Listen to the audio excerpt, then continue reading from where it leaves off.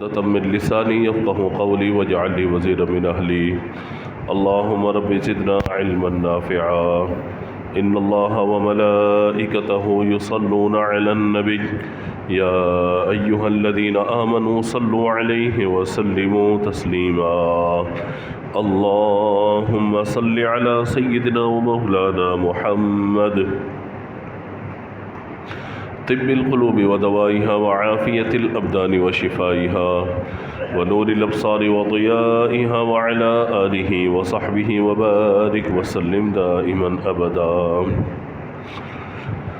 يا رب بالمصطفى بلغ مقاصدنا واغفر لنا ما مضى يا واسع الكرم مولاي صل وسلم دائما أبدا على حبيبك خير الخلق كلهم حمد و صلاۃ کے بعد سورۃ البقرہ کی آیت نمبر 153 کا ایک جز یا آیت کا حصہ تلاوت کرنے کا شرف حاصل ہوا ہے۔ اللہ تبارک و تعالیٰ نے ارشاد فرمایا فَاذْكُرُونِي أَذْكُرْكُمْ، فَاذْكُرُونِي تم میرا ذکر کرو، أَذْكُرْكُمْ میں تمہارا ذکر کروں گا، وَاشْكُرُوا لِي اور میرا شکر ادا کرو اور میری ناشکری نہ کرو۔ اس آیت مبارکہ میں اللہ تبارک و تعالیٰ نے اپنا ذکر کرنے کے حوالے سے ارشاد فرمایا ہے۔ ذکر کا معنی یاد کرنا، یاد رکھنا ہوتا ہے، اور جب ہم یہ کہتے ہیں اللہ کا ذکر کرنا تو اس سے مراد یہ ہوتی ہے کہ وہ کلمات کے جو اللہ کی تعریف میں ہوں ان کا ذکر کرنا، ان کو بیان کرنا، یہ ذکر کہلاتا ہے۔ اسی طرح سورہ آل عمران میں اللہ نے ارشاد فرمایا الذین یذکرون اللہ قیاما وقعودا وعلی جنوبہم، جو لوگ اللہ کو یاد کرتے ہیں کھڑے بیٹھے اور کروٹ پر لیٹ کر، ان کی تعریف اللہ نے قرآن پاک میں ذکر فرمائی ہے۔ اسی طرح وہ مرد وہ عورتیں کہ جو اللہ کا کثرت سے ذکر کرنے والے ہیں ان کو بھی اللہ تبارک و تعالیٰ نے ان کا ذکر بھی قرآن پاک میں فرمایا وَالذَّاكِرِينَ اللَّهَ كَثِيرًا وَالذَّاكِرَاتِ أَعَدَّ اللَّهُ لَهُم مَّغْفِرَةً وَأَجْرًا عَظِيمًا، اللہ کو بہت یاد کرنے والے اور اللہ کو بہت یاد کرنے والیاں، ان سب کے لیے اللہ نے بخشش اور بڑا ثواب تیار کر کے رکھا ہوا ہے۔ تو یہ آیات ہمیں بتاتی ہیں کہ اللہ تبارک و تعالیٰ کو ذکر کرنا بہت زیادہ پسند ہے۔ ذکر کا ایک معنی تو میں نے آپ کو بیان کیا کہ اس کا معنی ہوتا ہے یاد کرنا، یعنی یا کوئی بات ذہن کے اندر نہ ہو تو کہا جاتا ہے فلاں یاد ہے آپ کو وہ بات، یا ہم نے گزشتہ نشست میں یا کہیں پر بیٹھ کر تمہارا ذکر کیا۔ ذکر کرنے سے مراد یہ تمہیں یاد کیا، ہم نے تمہارے بارے میں بات کی۔ تو اللہ تبارک و تعالیٰ جل و علا کی کوئی بات کرنا، اللہ تعالیٰ کے کسی نام کا ذکر کرنا، یہ سب چیزیں وہ ہیں کہ جو اللہ تبارک و تعالیٰ کو یاد کرنے کا ذریعہ بنتی ہیں۔ اور اللہ تبارک و تعالیٰ کو یہ بات بہت پسند ہے کہ اس کے بندے اس کو یاد رکھیں۔ اللہ کو یہ بات بہت پسند ہے کہ اس کے بندے اس کا ذکر کریں۔ اللہ کو یہ بات بہت پسند ہے کہ جب اللہ نے مجھے اور آپ کو وجود عطا فرمایا تو ہم اپنی زبان سے، کہ جو زبان ہماری فر فر چلتی رہتی ہے، اس زبان میں اللہ نے بہت ساری، صرف زبان ہی کو لے لیں تو زبان سے ہم کتنے کلمات اپنی ادا کرتے ہیں، اچھی بات بھی کرتے ہیں، بری بات بھی کرتے ہیں۔ زبان جو ہے وہ لذتوں کا مجموعہ ہے، یعنی اگر ہمیں کوئی نمکین چیز ہے تو اس کا ذائقہ ہمیں ٹیسٹ کہاں سے پتہ چلے گا؟ زبان سے پتہ چلے گا۔ کوئی چیز میٹھی ہے تو وہ بھی زبان سے پتہ چلے گی۔ ہم اگر میٹھی بات کریں گے، اچھی بات کریں گے تو وہ بھی زبان سے نکلے گی۔ خدا نہ خواستہ کوئی بری بات کرے گا تو بھی زبان سے ہی بولے گا۔ تو یہ زبان جسم میں اللہ تعالیٰ کی نعمتوں میں سے بہت بڑی نعمت ہے کہ اس زبان کے ذریعے ہی بندہ ایمان میں داخل ہوتا ہے کلمہ پڑھ کر، اور خدا نہ خواستہ اسی زبان سے کلمے کا انکار کر کے وہ اسلام سے باہر بھی نکل جاتا ہے۔ تو یہ زبان پورے وجود کے اندر ایک ایسی نعمت ہے کہ کہ جس سے ہم اپنی رائے کا اظہار کر سکتے ہیں، اپنی بات دوسرے کو بتا سکتے ہیں، اپنا مدعا دوسرے کے سامنے عرض کر سکتے ہیں، تو اس زبان کو جو سب سے بڑی طاقت حاصل ہے وہ یہ ہے کہ جو ہم اپنے اعمال کر رہے ہوتے ہیں، یعنی ہم نماز میں اگر الفاظ ادا کر رہے ہیں اس کا تعلق بھی ہماری زبان سے ہے، ہم تلاوت کر رہے ہیں تو اس کا تعلق بھی زبان سے ہے، ہم کس کو نصیحت و واعظ کر رہے ہیں تو اس کا تعلق بھی زبان سے ہے۔ یعنی زبان کی اہمیت کا آپ اس بات سے اندازہ لگائیے کہ آج جتنے لوگ موٹیویشنل اسپیکر بنے ہوئے ہیں، لوگوں کو نئی نئی باتیں سکھا رہے ہیں، بتا رہے ہیں، ٹیچر ہے وہ ٹیچنگ کر رہا ہے، استاد بچوں کو پڑھا رہا ہے، وکیل ڈیبیٹ کر رہے ہیں، سیاستدان تقریریں کر رہے ہیں، تو سب کا تعلق باڈی لینگویج اپنی جگہ پر، لیکن اس سب کے اظہار کے لیے اگر زبان نہ ہو اور الفاظ نہ ہو تو پھر انسان جو ہے وہ کوئی چیز نہیں کر سکتا۔ اسی لیے اللہ تبارک و تعالیٰ نے جسم کے اندر جو زبان کو رکھا نا تو ایسا رکھا ہے چھٹاک بھر کی زبان ہے، آدھا انچ ایک انچ کی زبان ہے، لیکن آپ اندازہ لگائیے کہ اس کی طاقت کتنی زیادہ ہے۔ اسی زبان سے بندہ کہتا ہے قبول ہے قبول ہے قبول ہے، نکاح ہو جاتا ہے، اور خدا نخواستہ اسی زبان سے طلاق دے تو پھر عورت نکاح سے باہر نکل جاتی ہے۔ اسی زبان سے بندہ اقرار کرتا ہے اللہ تعالیٰ کی وحدانیت کا، حضور کی رسالت کا، مسلمان ہو جاتا ہے، اور خدا نخواستہ اسی سے اگر انکار کرتے تو اسلام سے باہر۔ تو زبان کی اہمیت کا بہت زیادہ ہمیں اندازہ ہونا چاہیے۔ تو یہاں اللہ تبارک و تعالیٰ نے فرمایا کہ وہ لوگ کہ جو اللہ تبارک و تعالیٰ کی یاد کرتے ہیں، کھڑے ہو کر بھی، بیٹھ کر بھی، لیٹے ہوئے، یعنی نماز پڑھ لیں تب بھی نماز میں دارے کہ اللہ کی یاد کے لیے نا، وَأَقِمِ الصَّلَاةَ لِذِكْرِ قرآن پاک میں کہ بندہ اگر نماز پڑھ رہا ہے تو اس کا مقصد اللہ کی یاد میں نماز کو قائم کرنا ہے، یہ نہیں کہ ہمیں ڈیوٹی پوری کرنے کے لیے بندہ آ گیا ٹکرے مار کے چلا گیا۔ کیوں نماز پڑھ رہا ہے؟ نمبر ایک، میرے رب کا حکم ہے اور اپنے رب کی یاد کے لیے میں نماز کو قائم کر رہا ہوں۔ وَأَقِمِ الصَّلَاةَ لِذِكْرِ، میری یاد کے لیے نماز کو قائم کرو۔ اسی طریقے سے اگر وہ بیٹھا ہے اور بیٹھ کر اللہ کا ذکر کر رہا ہے، کلمہ طیبہ پڑھ رہا ہے، کوئی بھی اللہ تعالیٰ کی تعریف و توصیف کے کلمات ادا کر رہا ہے، تو یہاں ان باتوں کو بیان فرمایا گیا۔ اس طریقے سے بندہ جب بستر پر لیٹتا ہے تو اس وقت لیٹتے ہوئے، یعنی بستر پہ بندہ لیٹے تو اس وقت بھی اللہ کا ذکر کرے، کس طرح کہ پاؤں اس وقت پھیلے ہوئے نہ ہو، بلکہ پاؤں سمیٹ کر اس نے کوئی قرآن پاک کی آیت پڑھنی ہے، آیت الکرسی پڑھنی ہے، تسبیح فاطمہ پڑھنی ہے، کوئی کلمہ طیبہ کا، کیونکہ سوتے وقت تو کلمہ طیبہ کا ورد ہونا چاہیے تاکہ کلمہ پڑھتے پڑھتے ہماری آنکھ لگے، اور خدا نخواستہ اگر وہ رات ہماری موت والی ہے تو ہمارا خاتمہ ایمان پر کلمہ طیبہ کے ساتھ ہو جائے۔ یہ نہیں کہ مطلب موبائل دیکھتے ہوئے بندہ ٹائم پاس کرتے ہوئے سو جائے، یا خدا نخواستہ موبائل پہ الٹی سی چیزیں دیکھتے ہوئے سو جائے، تو ایسا نہیں ہے، بلکہ کلمہ طیبہ کا ورد کرتے ہوئے باوضو سوئے گا تو اس کی روح پھر اللہ کے عرش کی سیر کرے گی، ورنہ اگر ایویں ہی سو جائے گا تو کیا ہوگا، الٹے سیدھے خواب آتے رہیں گے، تو دل بھی خراب ہوتا رہے گا اور پھر ذہن میں بھی خیالات ہوتے رہیں گے۔ تو یہاں اللہ تعالیٰ نے ذکر کرنے والوں کی فضیلت بیان فرمائی ہے، اور مزید آگے اللہ تبارک و تعالیٰ نے ارشاد فرمایا سورہ احزاب میں، یا ایھا الذین، اے ایمان والو۔ اب خاص ایمان والوں سے اللہ نے خطاب فرمایا، اور ہم سب توجہ کریں کہ اللہ تعالیٰ ہم سے کیا چاہتا ہے۔ اللہ نے اتنی نعمتیں عطا فرمائی نا ہمیں، اللہ کیا چاہتا ہے ہم سے؟ فرمایا کہ یا ایھا الذین آمنوا اذکروا اللہ ذکرا کثیرا، اے ایمان والو کثرت کے ساتھ اللہ کا ذکر کرو، کثرت کے ساتھ اللہ کا ذکر کرو، وَسَبِّحُوهُ بُكْرَةً وَأَصِيلًا، اور صبح شام اپنے رب کی پاکی بیان کرو۔ اللہ کی پاکی بیان کرنا ہے، سبحان اللہ وبحمدہ سبحان اللہ العظیم، یہ وہ کلمات ہیں جو آگے ذکر کریں گے انشاءاللہ ہم۔ هُوَ الَّذِي يُصَلِّي عَلَيْكُمْ وَمَلَائِكَتُهُ لِيُخْرِجَكُم مِّنَ الظُّلُمَاتِ إِلَى النُّورِ وَكَانَ بِالْمُؤْمِنِينَ رَحِيمًا، یعنی پہلے یہ ہے کہ اللہ کو یاد کرو کثرت سے، صبح شام اس کی پاکی بیان کرو، اور فرمایا کہ وہی ہے کہ جو تم پر رحمت نازل فرماتا ہے، اور وہ اور اس کے فرشتے تمہیں اندھیروں سے اجالے کی طرف نکالتے ہیں، اور وہی اللہ ہے جو مسلمانوں پر بڑی مہربانی فرمانے والا ہے۔ تو جب ہمیں معلوم ہے کہ ہم پر مہربانی کون کرتا ہے؟ اللہ کرتا ہے۔ ہماری مشکلیں کون دور کرتا ہے؟ اللہ دور کرتا ہے۔ ہمیں شفا کون عطا کرتا ہے؟ بولیے اللہ عطا کرتا ہے۔ ہمیں اولاد کون عطا کرتا ہے؟ بولیے اللہ عطا کرتا ہے۔ ہمیں تنگی سے کون نکالتا ہے؟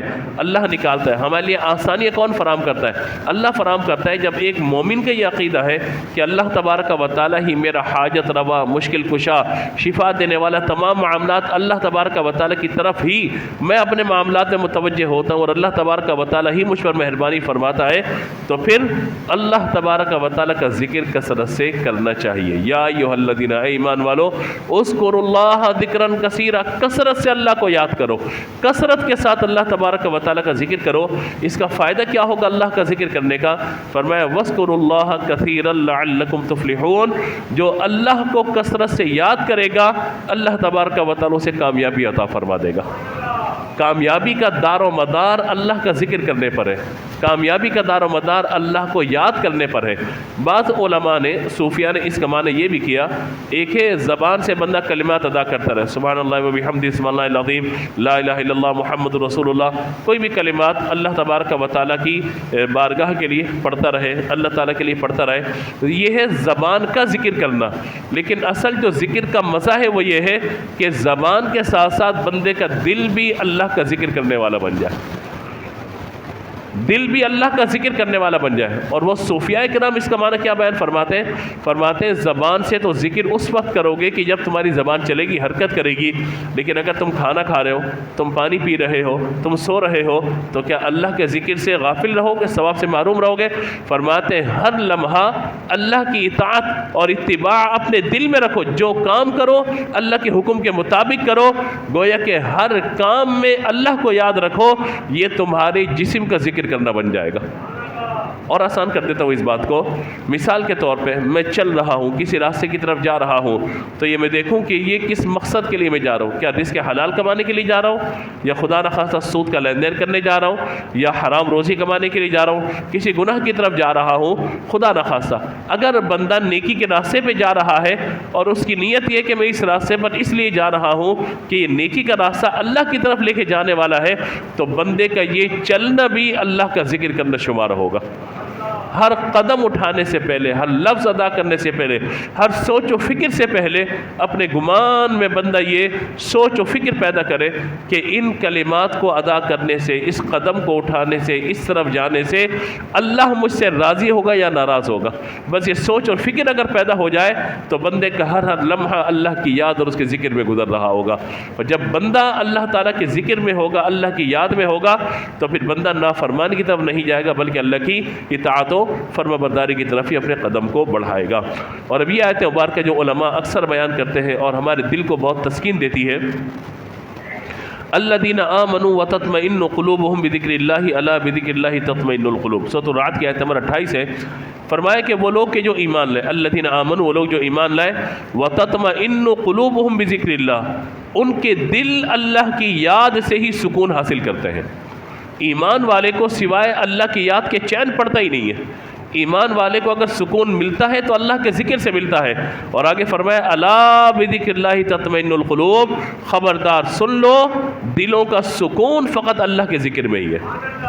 اگر کوئی شخص یہ سمجھتا ہے کہ میں گانے سن کر سکون حاصل کر لوں گا، اس کی بھول ہے۔ کوئی سمجھتا ہے کہ میں ٹینشن میں ہوں، پریشانی کے اندر ہوں، 2-4 فلمیں دیکھ لوں گا، میرا سکون جو ہے مجھے میسر ہو جائے گا، یا وہ سمجھتا ہے میں 2 گھنٹے کسی سے بات کر لوں گا مجھے سکون مل جائے گا۔ نہ جی نہ، اگر سکون میسر ہوگا، جس کو حقیقی سکون کہا جاتا ہے، تو وہ اللہ کے ذکر ہی سے ہی حاصل ہوگا۔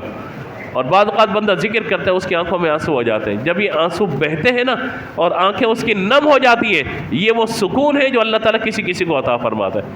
لوگ کہتے ہیں رونے میں کیا سکون ہے، آنسو بہانے میں کیا سکون ہے؟ میں نے کہا جس کو دل کی لگی نہیں نا، اسے پتہ ہی نہیں ہے کہ یہ دل کی کیفیت کیا ہوتی ہے۔ اللہ کے ذکر کی کیفیت یہ ہوتی ہے،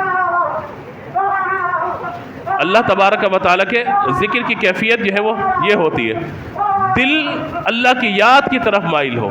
بولیے کیا؟ دل، ادھر متوجہ رہیے، دل بولیے اللہ کی، آواز سے بولیے، دل اللہ کی یاد کی طرف مائل ہو۔ یہ جو دل کی لگی ہے نا، یہ اس وقت لگتی ہے کہ جب بندہ دنیا سے بیزار ہو کے ایک طرف ہو کر اپنے رب کی یاد کی طرف متوجہ ہو جاتا ہے۔ اور ہم نے دیکھا ہے بہت سارے کہ جو عوام کے اندر، لوگوں کے اندر موجود ہوتے ہیں، مگر ان کا دل اپنے رب کی یاد کی طرف متوجہ ہوتا ہے۔ مزہ تو یہ ہے نا کہ بندہ جنگل میں نہ جائے، مزہ یہ نہیں ہے کہ وہ تنہائی میں جا کے بیٹھ جائے، مزہ تو یہ ہے کہ لوگوں کے درمیان رہے مگر اس کا دل اپنے رب کی یاد کی طرف متوجہ رہے ہر لمحہ، مزہ اس میں ہے۔ وہ صوفیاء کرام اس کی مثال یہ دیتے ہیں نا کہ اگر کشتی پانی کے اندر یعنی پانی کے اوپر کشتی چل رہی ہے تو کامیابی ہے، لیکن اگر پانی کشتی کے اندر آ گیا تو کیا ہوگا؟ کشتی تباہ و برباد ہو جائے گی۔ فرمایا یہی ہے، تم دنیا میں رہو، دنیا تمہارے اندر نہ رہے۔ دنیا میں رہو، اپنی زندگی گزارو، رزق کے حلال بھی کماؤ، سب چیزیں کرو، مگر ہو یہ کہ دل ہر لمحہ اپنے رب کی یاد کی طرف متوجہ رہے۔ آج لوگ سمجھتے ہیں کہ ہم گانے گا لیں گے، گانا گائیں گے، موسیقی روح کی غذا ہے، کہ کیسے ہو سکتا ہے کہ گانا سننا، گانا بجانا اور ایک کسی نامحرم کی آواز کے اندر جو ہے وہ گانے سننا، گیت سننا، یہ روح کی غذا بن جائے گا؟ کیسے ہو سکتا ہے؟ روح کی غذا فقط اللہ تبارک و تعالیٰ کی یاد کرنے میں۔ اور لوگ کہتے ہیں کہ روح کی غذا، میں کہتا ہوں کہ اگر موسیقی سے یا گانے بازوں سے، فلموں سے سکون مل رہا ہوتا تو یہ فلم اسٹار خودکشیاں کیوں کر رہے ہوتے؟ یہ ڈرامے باز، ڈرامے کرنے والے کیوں خودکشی کر رہے ہوتے؟ کیوں اپنی عمر کے آخری ایام مایوسی میں گزار رہے ہوتے؟ ایک مومن ہے جو یہ جانتا ہے کہ کچھ بھی ہو جائے، میں نے زندگی میں جو کام بھی کیے، مگر جب بھی میں اپنے رب کی طرف متوجہ ہوں گا، میرا رب تبارک و تعالیٰ اپنی رحمت سے مجھے ڈھانپ لے گا۔ ہمارے استاد ایک بات فرمایا کرتے تھے، میں نصیحت کے طور پر یہ بات آپ کو عرض کرنا چاہتا ہوں۔ دیکھیے، ہم میں سے ہر شخص اس سے گناہ صغیرہ بھی ہو جاتے ہیں، گناہ کبیرہ بھی ہو جاتے ہیں۔ ہمارے استاد سے بڑی پیاری بات کہتے تھے سب گناہ ہو جائے نا، اول تو گناہ نہ کرے بندہ، لیکن اگر گناہ ہو بھی جائے نا، بس ایک گناہ نہ کرنا، ایک گناہ نہ کرنا۔ اگر تم نے وہ گناہ نہ کیا، اللہ تعالیٰ تمہارے راہ سے نکال دے گا۔ ہم نے پوچھا وہ گناہ کیا ہے؟ فرماتے تھے کبھی بھی اللہ کی رحمت سے نا امید اور مایوس مت ہونا۔ یہ مایوسی سب سے بڑا گناہ ہے۔ جب امید ٹوٹ جاتی ہے نا بندے کی، اسے کچھ نظر نہیں آتا، اور اس وقت اگر بندے کی توجہ اپنے رب کی طرف ہو جائے، فرمایا یہ جو امید کا بند جانا ہے نا اپنے رب سے، یہ وہ امید ہے جو تمہیں گناہوں سے، اندھیروں سے نکال کے نور کی طرف لے کر کے چلی جائے گی۔ بس نا امید نہ ہونا، اور قرآن نے اسی بات کو کہا لا تقنطوا من رحمت اللہ۔ گناہ ہو گیا، نافرمانی ہو گئی، سب ہو گیا نا، اب اپنے گناہ پر اڑو مت، اللہ کے حضور حاضر ہو کر استغفار کا کلمہ پڑھو، دل میں ندامت لے کر آؤ اور اپنے رب کے حضور حاضر ہو جاؤ۔ اور آخری امید گاہ اگر میری اور آپ کی کوئی ہے تو ہمارے رب تبارک و تعالیٰ کی ذات مبارکہ ہے۔ آج ملحد جو اللہ تعالیٰ کے وجود کا انکار کرنے والے، وہ کیوں مایوس ہو جاتے ہیں؟ آج لبرلزم، آزادی جو بڑھتی چلی جا رہی ہے، لوگ جو ہے وہ مذہب کا انکار کر کے بیٹھ گئے، اسی لیے وہ لوگ نا امیدی کی طرف جاتے چلے جا رہے ہیں۔ انہیں کوئی امید نظر نہیں آ رہی ہوتی، وہ کہتے ہیں کہ مر بھی جائیں تو ہمارا کیا ہوگا، آخرت کا کوئی تصور نہیں۔ یہ لوگ آج ذہن سادی لوگوں ہی کر رہے ہیں۔ ہم کہتے ہیں کہ نہ جی نہ، اگر بندہ ایمان والا ہے اور اس کے دل میں ایمان موجود ہے تو وہ اپنے رب کی رحمت سے کبھی نا امید نہیں ہوگا، مایوس نہیں ہوگا اپنے رب کی رحمت سے۔ اس لیے آپ یہ دیکھیے، جوانی کے اندر بندہ عبادت کی طرف بھی آ جاتا ہے، کبھی بڑھاپے میں عبادت کی طرف آ جاتا ہے۔ کیوں آتا ہے وہ؟ کیوں تصویر لے کے بیٹھا ہوتا ہے؟ کیوں اکیلے میں بیٹھ کے رو رہا ہوتا ہے؟ اس کے دل میں یہی ہوتا ہے کہ میں جتنا گناہگار ہو جاؤں، میرے رب کی رحمت بہت بڑی ہے، میں معافی مانگوں گا، میرا رب مجھے معاف فرما دے گا۔ یہ اس امید کو کبھی ٹوٹنے مت دیجیے گا۔ ہمارے اساتذہ جب بتاتے تھے ان کی آنکھوں میں آنسو آ جاتے، کہتے تھے یہ جو امید ہے نا، اسی امید پر قائم رہے، یہ امید قائم رہے گی تو تمہاری زندگی کامیاب ہے۔ شیطان نا امید ہوا نا، نافرمانی کر کے نا امید ہوا، ابلیس ملعون ہو گیا، راندہ درگاہ ہو گیا۔ اگر وہ بھی اس وقت اللہ کی رحمت کو پکار لیتا، کہتا مجھ سے غلطی ہو گئی ہے یا اللہ مجھے معاف کر دے، معافی مانگتا، اللہ اسے بھی معاف کر دیتا، لیکن اس نے اللہ تبارک و تعالیٰ کی نافرمانی کی اور اپنی بات پر اڑ گیا۔ حدیث مبارکہ میں آپ کو پیش کروں اپنے اس مضمون پر۔ حضرت سیدنا ابو ہریرہ رضی اللہ تعالیٰ عنہ بیان کرتے ہیں کہ نبی مکرم علیہ الصلوۃ والسلام نے فرمایا، متوجہ ہو کے سنیے گا، فرمایا انا عند ظن عبدی بی، میں اپنے بندے کے گمان سے زیادہ قریب ہوں۔ میرا بندہ میرے بارے میں جو گمان کرے گا، مجھے اپنے گمان سے قریب تر پائے گا۔ یعنی جیسا بندہ گمان کرے گا نا اپنے رب کے بارے میں کہ میرا یہ کام آج میرا رب کر دے گا، یقین کامل ہوگا اللہ تعالیٰ اس کے کام کو کر دے گا۔ کیوں؟ اسے یقین ہے اپنے رب تبارک و تعالیٰ کی ذات پر، نا امیدی نہیں ہے اسے۔ فرمایا، اور پھر آگے ارشاد فرمایا کہ وَأَنَا مَعَهُ، جب میرا بندہ مجھے یاد کرتا ہے میں اس کے ساتھ ہوتا ہوں۔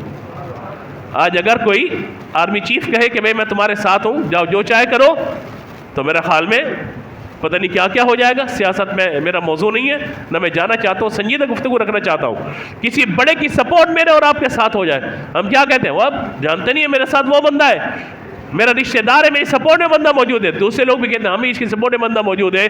مجھے بتائیے اللہ سے بڑھ کے طاقت و قوت کس کی ہے؟ اللہ سے بڑھ کے بادشاہی کس کی ہے؟ اللہ سے بڑھ کے جلالت اور جمال کس کا ہے؟ اللہ تعالیٰ کیا فرما رہے ہیں؟ انا عند ظن عبدی بی، میں اپنے بندے کے گمان سے زیادہ قریب ہوں جب وہ مجھے یاد کرتا ہے اور میرے بارے میں گمان کرتا ہے، وانا معہ، میں اس کے ساتھ ہوتا ہوں۔ اللہ اکبر، کیا تصور ہے!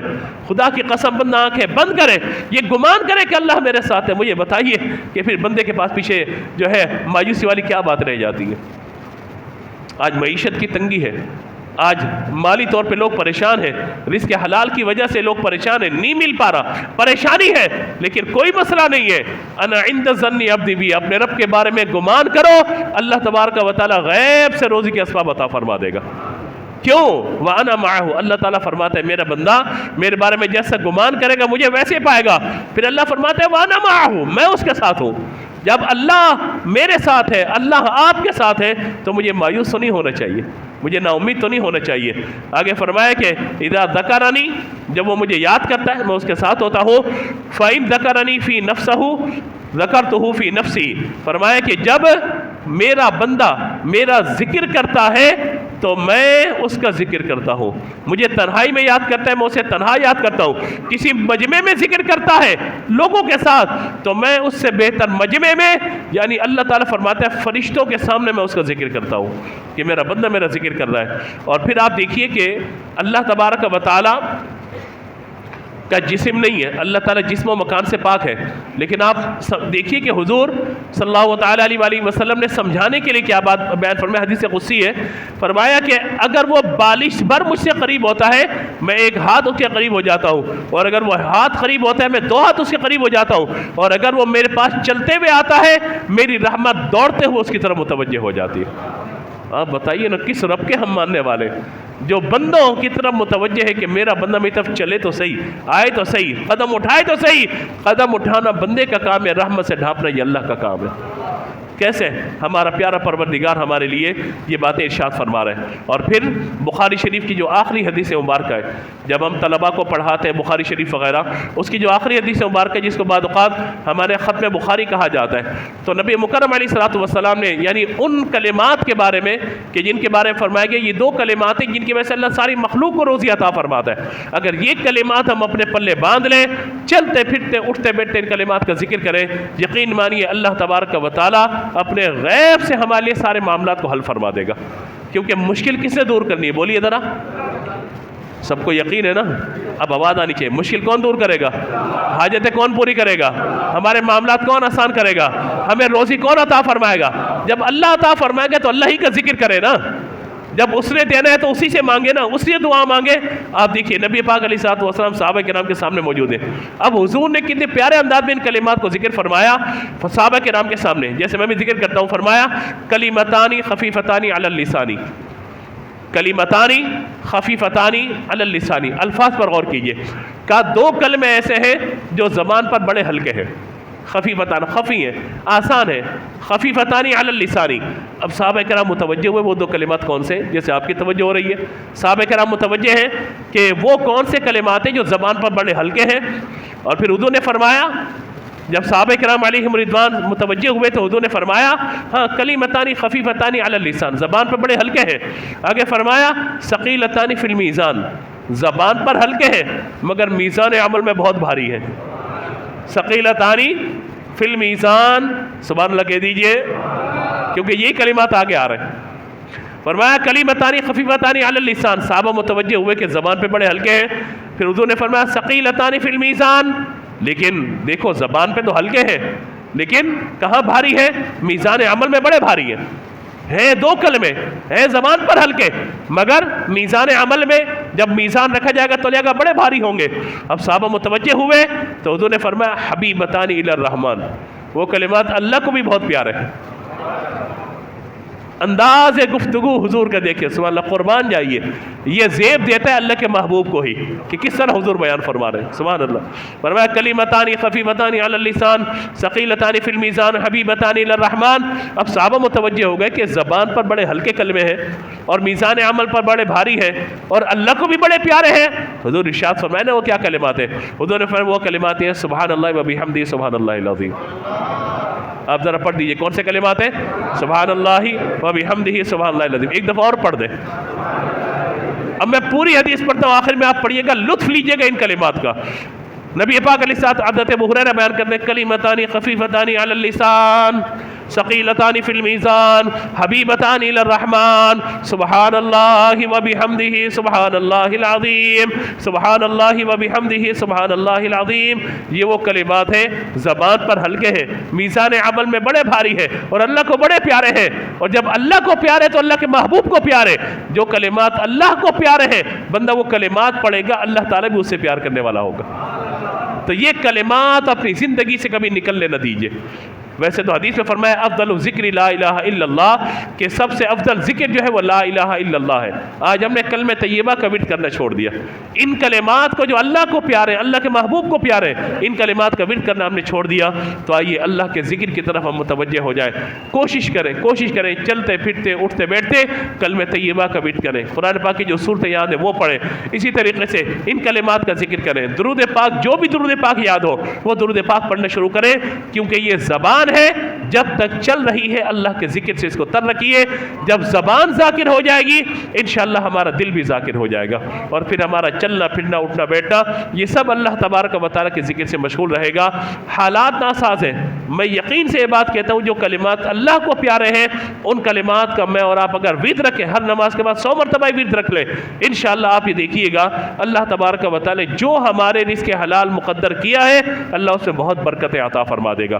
اور یقین مانیے کہ رزق حلال کی برکتوں کے لیے یہ کلمات بہت ہی پاورفل ہے، کیونکہ یہ دو کلمات ہیں سبحان اللہ و بحمدہ سبحان اللہ العظیم، جن کی برکت سے اللہ تعالیٰ ساری مخلوق کو روزی عطا فرماتا ہے۔ اور وقت مختصر ہے، حدیث شریف میں یہاں تک آیا کہ جو فرشتوں کی تسبیح ہے وہ بھی یہی کلمات ہے، سبحان اللہ و بحمدہ سبحان اللہ العظیم۔ اس لیے تو آپ یہ دیکھیے وہ حدیث اب ذہن میں لائیے کہ میرا بندہ اگر اکیلے ذکر کرتا ہے تو میں بھی تنہائی میں ذکر کرتا ہوں، میرا بندہ مجمع میں ذکر کرتا ہے تو میں اس سے بہتر مجمع یعنی فرشتوں کے سامنے اس کا ذکر کرتا ہوں۔ یعنی اللہ تعالیٰ گویا کہ فرشتوں سے یہ فرماتا ہوگا، دیکھو فرشتوں تم یہ تسبیح پڑھ لے نا سبحان اللہ و بحمدہ سبحان اللہ العظیم، تم آسمانوں پہ پڑھ رہے ہو، میرا بندہ زمین پر ان کلمات کا ذکر کر رہا ہے۔ تو ان کلمات کو کبھی بھی ضائع مت کیجئے، چھوڑیے مت، چلتے پھرتے اٹھتے بیٹھتے ان کلمات کا ورد کیجئے، انشاءاللہ برکتیں نصیب ہوں گی۔ اللہ تعالیٰ مجھے اور آپ کو عمل کی توفیق عطا فرمائے۔